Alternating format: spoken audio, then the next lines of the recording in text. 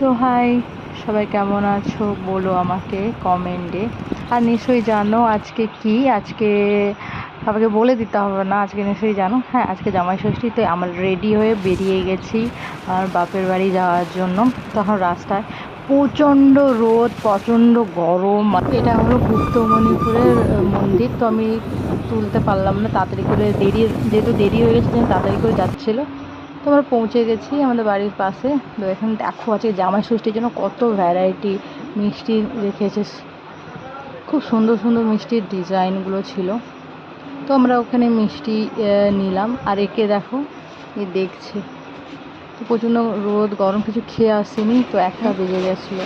সেই জন্য আমার প্রচণ্ড খিদে পেয়েছিলো, কারণ ওই দই অর্ডার করলো। তার এই দইয়ের সামনেই দাঁড়িয়েছে, ওটা দেখাচ্ছিলো যে ওটা খাবে। ওর পাপা বলছে এইটাই তো খাচ্ছি আমরা। দিয়ে তারপরে একটা জানি না কি একটা কিনে এনেছিল, আমি এটা ভালো খাই না, তো এনেছিল। তো ওকেও খাচ্ছিলো, আমিও খাচ্ছিলাম। দেখুন একটু রেস্ট নিলাম। এরপর বাজার থেকে বেরিয়ে আমরা সোজা বাড়ির দিকে যাচ্ছি। যা রোদ, বাপরে বাপ! এ তো ঘুমিয়ে, পুরো রাস্তা ঘুমিয়ে ঘুমিয়ে এসেছে।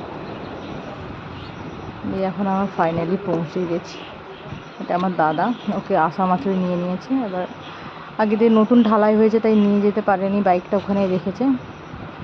তো এখন আমরা সোজা যাচ্ছি বাড়ির ভেতরে।